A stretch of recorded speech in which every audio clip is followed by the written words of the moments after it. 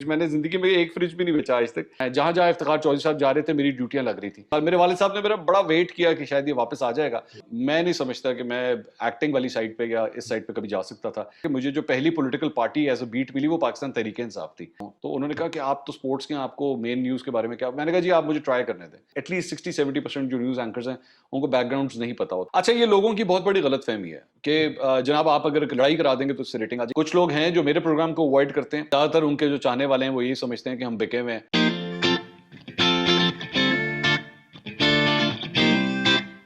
जी, अस्सलाम वालेकुम। आज आप जी। देख सकते हैं मेरे साथ मौजूद हैं मेरे दोस्त Mansoor Ali Khan.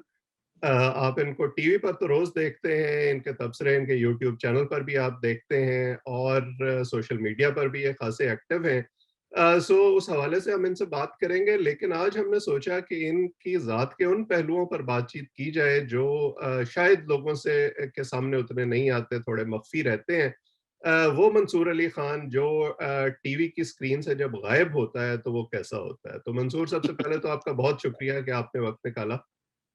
Sir it's an honour for me, thank you so much. मेरे लिए ऑनर की बात है कि मैं आप जैसे सीनियर के साथ इस वक्त बैठा हुआ हूँ एंड आपसे मेरी कभी मुलाकात नहीं हुई, लेकिन ख्वाहिश बहुत है कि आपसे किसी दिन इंशाल्लाह मुलाकात हो। I love your journalism and आप समझ लीजिए कि आप इस वक्त अपने एक फैन से बात कर रहे बहुत शुक्रिया, लाइकवाइज़। हैं। तो मंसूर, जैसे मैंने कहा कि एक हमारी पर्सनैलिटी होती है जो स्क्रीन पर होती है और एक पर्सनैलिटी होती है जो स्क्रीन से बाहर होती है। तो आप पहले तो मैं बैकग्राउंड से शुरू करता हूँ। आपका बचपन, हर हम सब जब बड़े हो रहे थे, पढ़ रहे थे, स्कूल में थे, कॉलेज में थे, तो हमारे कुछ ख्वाब थे, कुछ एस्पिरेशंस थी। उनमें जर्नलिज्म कहाँ था? You always wanted to do this या आप कुछ और करना चाहते थे? नहीं, मैं आपको बताता हूँ जी। मेरा बेसिकली मेरा बचपना जो है, आई एम एन एजसोनियन, ओल्ड एजसोनियन। और मैंने अपने ज़िंदगी के 10 साल उस इंस्टीट्यूट में गुजारे हैं। उसके बाद मैं गवर्नमेंट कॉलेज यूनिवर्सिटी चला गया था हुँ, और उसके बाद मैं अपने फैमिली बिजनेस के अंदर आ गया था। हुँ, और फैमिली बिजनेस हमारा जो है वो इलेक्ट्रॉनिक्स का था। हुँ, और मैंने तकरीबन 8 साल वो तकरीबन बिजनेस किया। लेकिन उस 8 साल के दौरान मुझे बार-बार ये फीलिंग आती थी कि I need to do something on my own, हुँ। जो मेरा अपना हो। फैमिली के बलबूते पे, वो जिसे कहते हैं ना, बाप के पैसे के ऊपर किया तो क्या किया। ये आप तो उस बिज़नेस की बात कर रहे हैं जो हमारे पीटीआई के दोस्तों का फ़ेवरेट टॉपिक है। वो ये समझते हैं कि मेरा कोई ताल्लुक फ्रिजों के साथ है। It was never fridge. मैंने ज़िंदगी में एक फ्रिज भी नहीं बेचा आज तक। It has always been LCDs, electronics, televisions. तो मैं टेलीविजन्स जो है हमारा सेलिंग का काम था, हुँ, रिटेलिंग का काम था। तो हुँ। पहले मैं टेलीविजन्स सेलिंग के उसमें था और उसके बाद टेलीविजन के अंदर ही काम करना शुरू कर दिया। हुँ। तो इट वाज़ नेवर फ्रिज। तो ऐसा तो नहीं होता था कि जब आप वो टेलीविज़न सेल करते थे और आप देखते थे कि ये लोग जो टेलीविज़न में आ रहे हैं, ये कैसे हैं? You were fascinated and you wanted to do that? As a matter of fact I used to spend something like, आप समझ लें, क्योंकि टेलीविज़न का ही काम था तो तकरीबन मेरे सामने दिन के 10 घंटे, 11 घंटे टीवी ही ऑन होते थे। और हमारे शोरूम के अंदर जो है वो कम से कम at a time, at any given time 30 से 40 टीवी ऑन होते थे और मुख्तलिफ चैनल्स उसके सामने लगे होते थे। तो यही देखने का हम, आप समझ लीजिए कि क्योंकि काम ये था तो देखना पड़ता था, चाहे आपको पसंद हो या ना हो। तो मैं बड़ी बारीकी से जो है ये सारे चैनल्स वगैरह देखता था और मैं ऑब्जर्व करता था कि व्हाट्स गोइंग ऑन। लेकिन इसके अलावा भी मेरी एक हैबिट थी उस वक्त भी जब मैं बिजनेस करता था। I used to read the newspaper, at least 2 hmm, newspapers in a day. ये मेरी आदत थी। और हुँ, वैसे मैंने जर्नलिज्म के साथ मेरा कोई एज सच लिंक नहीं था। कोई फैमिली में से कोई कोई भी शख्स जो है हुँ, वो इस फील्ड से ताल्लुक नहीं रखता था। हुँ, तो साथ साथ एक वो जो अर्ज थी कि जी खुद कुछ करना है। तो हुँ, फिर मुझे उस वक्त पता लगा कि डॉन न्यूज़ जो है वो लॉन्च हुआ है। हुँ, और मैंने अपना सीवी बना के पहली दफ़ा वहाँ पे जाके दिया। हुँ। और मुझे पहली जो उन्होंने ऑफ़र की कि जी हम आपको एज़ अ रिपोर्टर, मेरा स्पोर्ट्स का बैकग्राउंड था because I was a former swimming champion okay. National level. Hmm, good. तो उन्होंने कहा जी हमें स्पोर्ट्स की रिपोर्टर की ज़रूरत है, आपकी अंग्रेज़ी भी कोई काबिल कबूल ही लगती है, हुँ, तो आप ये काम कर लेंगे? तो मैंने कहा जी क्यों नहीं। हुँ, किस्मत मेरी ये थी कि जिस महीने मैंने जॉइन किया डॉन न्यूज़, उसी महीने के अंदर जुडिशरी की मूवमेंट स्टार्ट हो गई। बिल्कुल। इफ्तिखार चौधरी साहब वाला वो जो इंसिडेंट था वो स्टार्ट हुआ। तो एकदम मीडिया का जो हाइप और मीडिया का जो बूम था, वहाँ से आया। आप I got started getting hmm, assignments कि जी मुल्तान जाएँ तो फैसलाबाद हुँ, जाएँ, जहाँ-जहाँ इफ्तिखार चौधरी साहब जा रहे थे मेरी ड्यूटियाँ लग रही थी। I really enjoyed it. मैंने कहा ये तो बड़ा थ्रिल वाला काम है, या आपको डंडे पड़ रहे हैं, आंसू गैस, लाठी चार्ज। मैंने कहा ये तो बिज़नेस में होता ही नहीं है। I love the field. मैंने कहा जी बड़े जिसको मज़े की कहते फील्ड हैं है। बैप्टिज़्म बाय फायर हुआ आपका। जी हाँ। तो मेरे वालिद साहब जो हैं, जब मैंने ये फैसला किया तो उन्होंने पहले तो मुझे कहा कि भाई ये क्या तुम, मतलब अच्छा भला फैमिली बिजनेस चल रहा है, तुम मतलब कोई यहाँ पे कोई प्रॉब्लम तो नहीं है कि ये क्या तुम कर रहे हो। तो उस वक्त भी उन्होंने कहा कि जाएगा, महीने 2 महीने धक्के शक्के जब खा लेगा, क्योंकि ऑब्वियसली बिजनेसमैन के लिए एकदम जर्नलिज्म में आ जाना it's not an easy thing, तो ये वापस आ जाएगा। लेकिन वो जो इफ्तिखार चौधरी साहब वाली मूवमेंट थी उसने मुझे इतना थ्रिल दिया, I said I love this field. तो वो करते करते करते साल गुजर गया, 2 साल, मेरे वालिद साहब ने मेरा बड़ा वेट किया कि शायद ये वापस आ जाएगा, लेकिन जब 2-3 साल में वापस नहीं आया तो फिर उन्होंने अल्टीमेटली बिजनेस ही रैप अप कर दिया। उन्होंने कहा ये अब किसी काम का नहीं रहा मेरे इस वजह से। तो व्हाई न्यूज़? मतलब आप माशाल्लाह खुशशक्ल आदमी हैं, आपने कोई एंटरटेनमेंट, कोई ड्रामा इंडस्ट्री की तरफ जाने के बारे में नहीं सोचा? अ, वैसे ही खुश शक्ल वाली जो है ये गलतफहमी है मेरे ख्याल में ऐसी कोई बात नहीं है। मैं मेरे ख्याल में मुझे ज़रा सीरियस हार्डकोर जो एक न्यूज़ का जो जॉनरा है मुझे हुँ, वो ज़्यादा पसंद है। हुँ, आई थिंक मैं उसको ज़्यादा बेहतर हैंडल कर लेता। मैं नहीं समझता कि मैं एक्टिंग वाली साइड पे या इस साइड पे कभी जा सकता था। हुँ, मेरे I don't think I had that thing, तो हुँ, इसलिए मेरे ख्याल में इस फील्ड को ज़्यादा पसंद किया। हुँ। अगरचे हमारे यहाँ अब ये तखसीस हो गई है, कुछ एंकर्स को समझा जाता है कि वो एक्टर ज़्यादा है और कुछ एक्टर्स को समझा जाता है कि वो एंकर ज़्यादा है। तो आपका पहला तारुफ़ मेरा ख़्याल है उन लोगों से जो अब आपके फैन्स हैं, आपको जानते हैं, वो तब हुआ जब आपने खबरें पढ़नी शुरू की। ये जी, जी। ट्रांज़िशन आपकी कब हुई? अच्छा, मैंने अपना आगाज़ बहुत से हमारे जो फ़ील्ड के अंदर एंकर्स हैं, वो ज़्यादातर जो है वो या तो डायरेक्टली उन्होंने टॉक शोज़ किए हैं, या वो न्यूज़ एंकर्स थे और उसके बाद हुँ, उन्होंने प्रोग्रामिंग की तरफ वो आए। लेकिन मेरा आगाज़ जो है एज़ अ रिपोर्टर हुआ था। मैं हुँ, फ़ील्ड के अंदर काम करता था हुँ, और मेरी बेसिक बीट जो थी वो तो स्पोर्ट्स थी। हुँ, लेकिन मुझे इसके बावजूद जो है वो मैंने मतलब अच्छा, मज़े की बात ये है कि मुझे जो पहली political party as a beat मिली वो पाकिस्तान तहरीक-ए-इंसाफ थी। हुँ, तो मैंने सबसे पहले उस सियासी जमात को कवर करना शुरू किया और इसके अलावा भी जनरल असाइनमेंट्स हमें मिलती थी, हुँ, तो मैं वो भी कवर करता था। तो मैंने तकरीबन 2 से ढाई साल जो है वो मैंने रिपोर्टिंग की।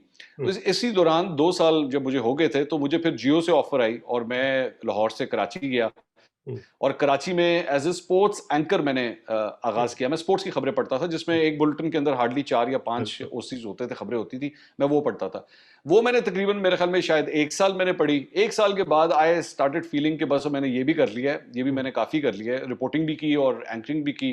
जियो का एक प्रोग्राम होता होता है, अभी भी चलता है, याह्या हुसैनी साहब उसको करते हैं, स्कोर। स्कोर। तो मैंने उसकी मेज़बानी भी की, मैं उसपे भी काफ़ी काम किया। लेकिन मुझे फ़ील होता था कि आई कैन डू मोर, मेरे हुँ, अंदर शायद एक अर्ज थी इस बात की। तो मैंने फिर उस वक़्त वहाँ पे मैनेजमेंट से रिक्वेस्ट की कि जी मैं मेन खबरें पढ़ना चाहता हूँ। तो उन्होंने कहा कि आप तो स्पोर्ट्स के हैं, आपको मेन न्यूज़ के बारे में क्या? मैंने कहा जी आप मुझे ट्राई करने दें। हुँ, तो मुझे आज भी याद है कि रमज़ान था, तो उन्होंने कहा जी ठीक है, ये रमज़ान जितनी देर चल रहा है, आप नाइट शिफ्ट करें आके। हुँ, तो मैंने कहा जी ठीक है, मैं करूँगा, मैं नाइट शिफ्ट भी करूँगा। और फिर मैंने की और जब रमज़ान गुज़र गया तो उन्होंने मुझे कहा कि जी अब आप दिन के अंदर आ जाएँ।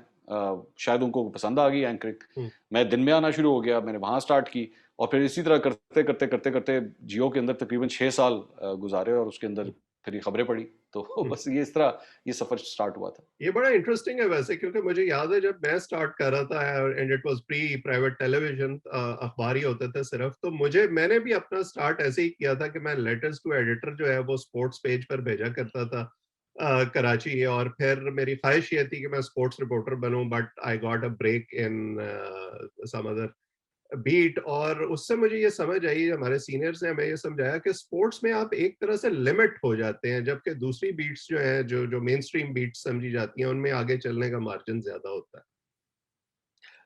एक और इसमें जो एलिमेंट था जी वो ये था कि मैंने जिस दिन जियो जॉइन किया था ये एग्जैक्टली वही दिन था जिसमें जियो इंग्लिश जो है वो ख़त्म हुआ था और हम्म, उसका काफ़ी हद तक स्टाफ जो है वो जियो उर्दू के अंदर ट्रांसफ़र हुआ। हम्म, तो मैं जब स्पोर्ट्स डेस्क के ऊपर गया तो मेरे अलावा स्पोर्ट्स डेस्क के ऊपर मेरे ख्याल में आज भी मुझे याद है कुछ 6 स्पोर्ट्स के एंकर्स थे हम्म, इन टोटल।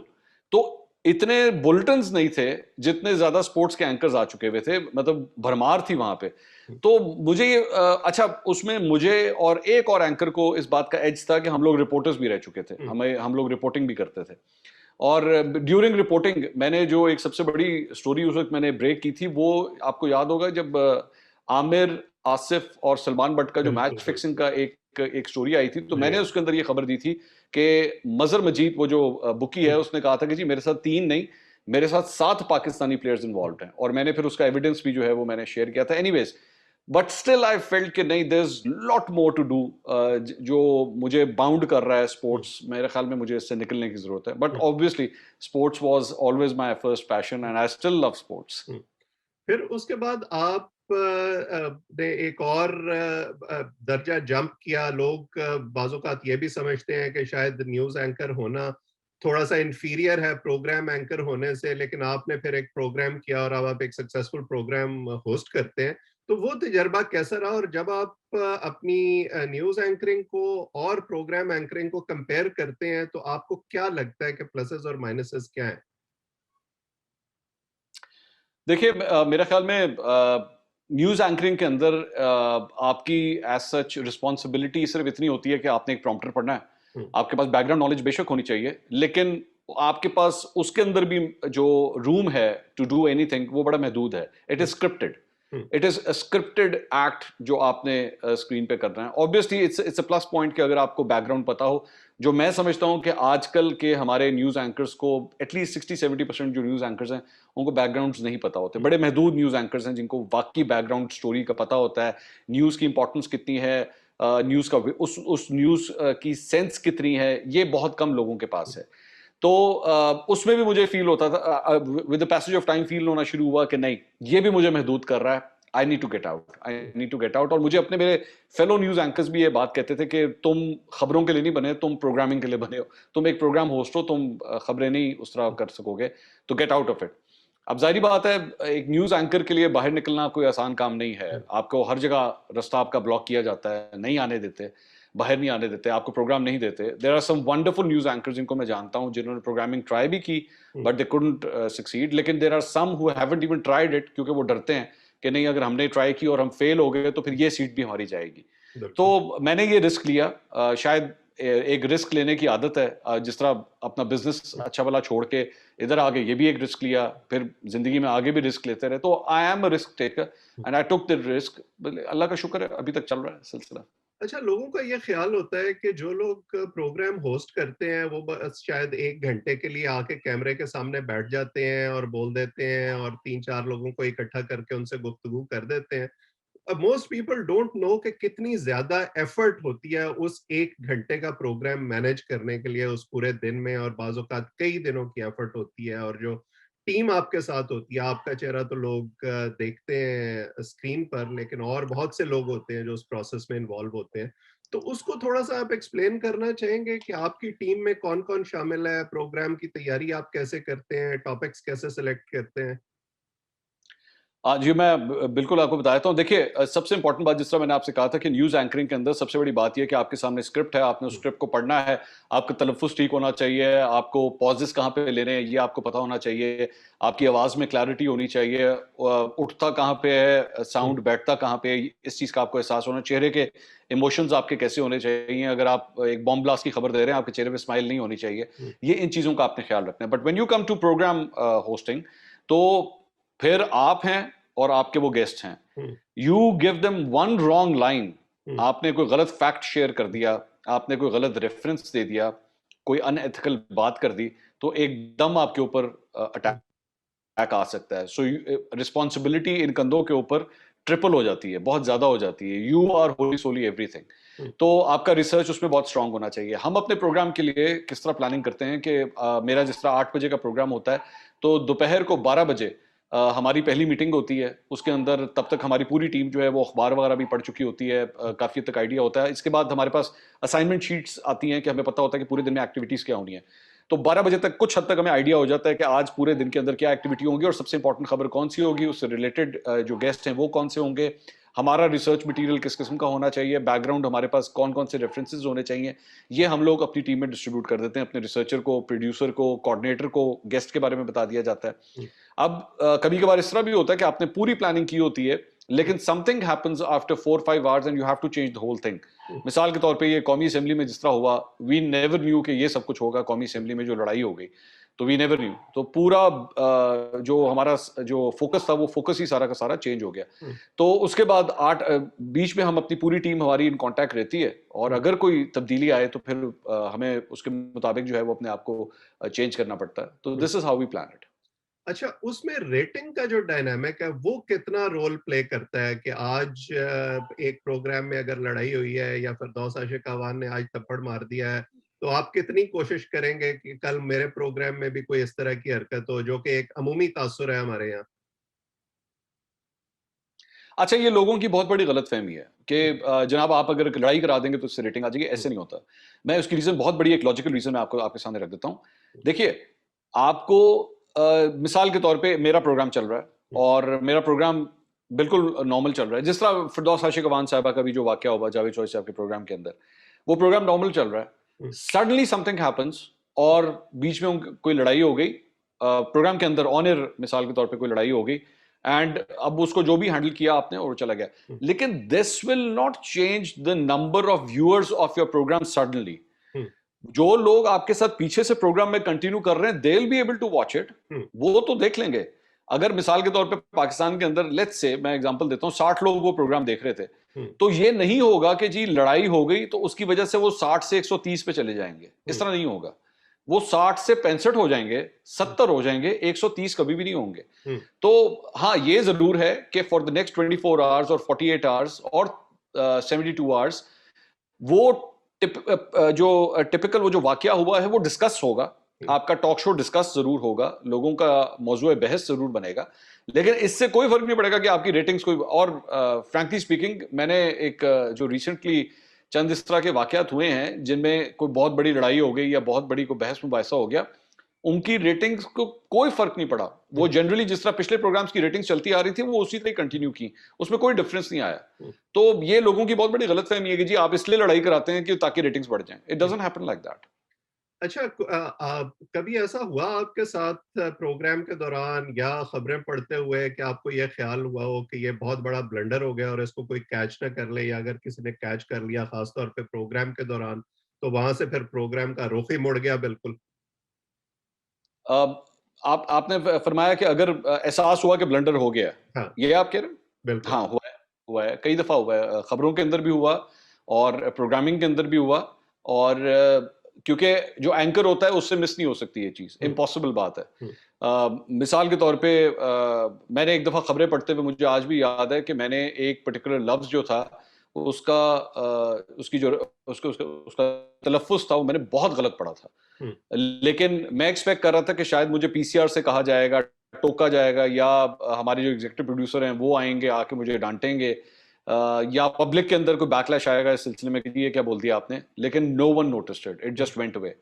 तो हो इस तरह हो जाता है। लेकिन और प्रोग्रामिंग के अंदर अगर हम बात करें तो आप अगर एक आपकी फैक्चुअली गलत चीज़ अगर चल जाए, तो उससे भी एम्बैरेसमेंट होती है। लेकिन ये बहुत कम हुआ है, बहुत कम हुआ है क्योंकि अगर ये हो भी गया है और मुझे उसी वक़्त एहसास हुआ है, तो मैंने उसको उसी वक़्त करेक्ट भी कर दिया कि नहीं दिस वाज़ नॉट रॉन्ग, ये हमसे गलत वीडियो चल गई है या ये मकसद नहीं था बात का।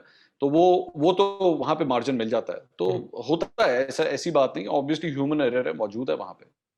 अच्छा, कुछ ऐसे गेस्ट हैं जो आपके प्रेफर्ड गेस्ट होंगे जिनको आप समझते हैं बार-बार बुलाना चाहिए, वो वैल्यू ऐड करेंगे आपके प्रोग्राम में, या कुछ ऐसे सियासतदान खास तौर पर होंगे जो आपके प्रोग्राम में आना पसंद नहीं करते होंगे, तो कुछ उनके बारे में बताएं हमें? जी हाँ, बिल्कुल हैं। कुछ मेरे भी प्रेफ़रेबल गेस्ट हैं और कुछ गेस्ट का भी मैं प्रेफ़रेबल हूँ, हुँ, कि वो कहते हैं कि हाँ जी, हम मंसूर के शो में जाएँ और मैं भी चाहूँगा कि वो मेरे शो में आएँ। मेरी फ्रैंकली स्पीकिंग जो मेरी एक कोशिश होती है प्रेफ़रेंस की गेस्ट मैं जब मैं बुलाना चाहूँ, तो मैं चाहूँगा कि वो कोई ऐसा शख्स बैठे जो कम से कम अपनी पार्टी का पॉइंट ऑफ व्यू एलैबोरेट करके एक एनर्जेटिक तरीके से दे सके। हुँ, टेलीविजन के ऊपर बैठ के। आई डोंट वांट कि कोई बदतमीज शख्स आके बैठे जो हुँ, बिला वजह जिसके पास आर्गुमेंट कोई ना हो, जो इसके पास लॉजिक कोई ना हो और इलॉजिकली जो है वो अगले को बिला सिर्फ नीचा दिखाने के लिए जो है वो इस बात को इस्तेमाल करे। But yes, I would want someone who can talk good. हुँ, ये मेरी प्रेफ़रेंस है, उसमें कोई शक नहीं है इस बात का। स्लो टॉकर्स प्रेफ़रेबली मैं इतना कंफर्टेबल उनसे फ़ील नहीं करता बिकॉज़ मुझे लगता है कि वो प्रोग्राम की पेस को ड्रॉप कर देते हैं, बहुत हुँ, डिले कर देते हैं, पीपल स्टार्ट गेटिंग बोर्ड। हुँ, ये नहीं होना चाहिए। लोगों का इंटरेस्ट आपके प्रोग्राम के अंदर बरकरार रहना चाहिए। दूसरा आपका जो पार्ट था सवाल का वो ये है कि क्या कुछ लोग हैं जो मेरे प्रोग्राम को अवॉइड करते हैं? कुछ नहीं है, बहुत हैं। हुँ, बहुत से लोग हैं और हम मतलब ऐसे-ऐसे भी लोग हैं जो सिर्फ़ एक दफ़ा मेरे प्रोग्राम में आए और उन्होंने कहा मैं आपके प्रोग्राम में दोबारा नहीं आऊँगा या उन्होंने मना कर दिया। I will give you an example. Zartaj Gul साहब हैं, हुँ, वो मेरे प्रोग्राम में नहीं आती, वो हर प्रोग्राम में जाती हैं। हुँ, वो मतलब आप किसी भी चैनल पे उनको किसी भी प्रोग्राम में देख लेंगे, वो मेरे प्रोग्राम में नहीं आती और उसकी वजह ये थी कि उन्होंने जब अपनी बहन के लिए एक वो लेटर लिखा था नैक्टा के अंदर उनको नौकरी दिलवाने का, तो मैंने उसमें बहुत प्रोग्राम्स किए थे और मैंने उसको काफ़ी हद तक उसको परस्यू किया था और अल्टीमेटली वो जो उनकी जो अपॉइंटमेंट थी वो कैंसल हो गई थी। तो हुँ, वो ग्रज उनके ज़हन में वो I think it's been more than about 2 years now, more than 2 years वो नहीं हुँ। आते मेरे प्रोग्राम में, तो नहीं आती तो नहीं आती, I can't help it. Obviously I can't change my journalism just for that. PTI के तो जो मंजूर नजर एंकर्स है खास तौर पर, और मंजूर नजर मैं कह रहा हूँ कोट अनकोट, तो उनमें आप भी शामिल हैं। क्या इसमें कुछ तब्दीली आई आपका इंटरव्यू जब आपने इमरान खान साहब का किया उसके बाद? ये मंजूर नज़र आप सार्कास्टिकली कह रहे हैं, यू मैं एक्चुअली बिल्कुल मीन इट? मैंने कोट अनकोट कहा। अच्छा, अच्छा। नहीं, उसमें कोई तब्दीली नहीं है जी, वो मेरे ख़्याल में ज़्यादातर उनके जो चाहने वाले हैं, वो यही समझते हैं कि हम बिके हुए हैं हुँ, और हम लिफ़ाफ़ा सहाफ़ी हैं और हम नून लीग के साथ हैं। वो हुँ, उसमें but obviously I can't help it. Obviously मैं एक पर्टिकुलर पार्टी को या एक पर्टिकुलर उसके फ़ॉलोअर्स को खुश करने के लिए यहाँ पे नहीं बैठा, मैं अपनी जर्नलिज़्म करने के लिए बैठा हूँ। और अगर फ्रैंकली स्पीकिंग इसका अगर ऑपोज़िट साइड देखें, अगर कोई ये समझता है कि जी ये क्योंकि उस पार्टी ये वो पार्टी उससे बहुत ज़्यादा बुरा-भला कहती है, तो ये हमारे साथ है हुँ। और ये तो हमारे वाला सहाफ़ी है, तो ये भी उनकी बहुत बड़ी गलतफ़हमी है क्योंकि कल को अगर वो जब हुकूमत में आएँगे, तो वो भी अपने कानों को हाथ लगाएँगे कि ये हमारा किससे पाला पड़ गया। बिल्कुल, इंडिपेंडेंट जर्नलिज्म जो है वो किसी जमात को सूट नहीं करता जब वो हुकूमत में हो ख़ास तौर पर। जी, ऑपोज़िशन में होते हुए उनकी हमेशा ये ख़्वाहिश होती है कि लोग इंडिपेंडेंट जी। जर्नलिज्म करें। तो उस इंटरव्यू के बाद जो इंटरेस्टिंग फीडबैक मैंने देखा ख़ास तौर पर सोशल मीडिया में, उसमें ये था कि इमरान खान साहब से शिकायत की जा रही थी कि आपने मंसूर अली खान को इंटरव्यू क्यों दिया? तो जी, जी। आपके इर्द-गिर्द भी कुछ ऐसी गुफ्तगू आपने सुनी? बहुत से लोगों ने बहुत से लोगों ने ये सवाल किया कि ये किस तरह हो गया कि इमरान खान साहब जो हैं वो मुझे इंटरव्यू देने के लिए राज़ी हो गए। हुँ, तो फ्रैंकली स्पीकिंग जब मुझे कॉल आई थी मुझे शहबाज़ गिल साहब ने कॉल की थी हुँ, और मुझे आज भी याद है मैं फैसलाबाद में था, मैं एक प्रोग्राम का शूट कर रहा था। तो उन्होंने मुझे कहा जी कल सुबह 11 बजे आपका प्राइम मिनिस्टर के साथ इंटरव्यू है।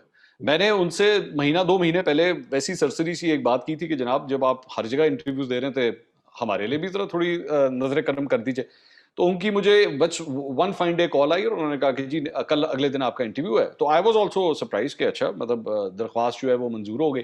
तो मैंने उनसे कहा जी मुझे 2-3 दिन दे दें, आप तो बड़ा शॉर्ट मुझे नोटिस दे रहे हैं। मैं तैयारी किस तरह करूँगा? मैं पहले फैसलाबाद से लाहौर जाऊँगा, I have to pick up my team क्योंकि मैं लाहौर से प्रोग्राम करता हूँ। I then have to go to Islamabad.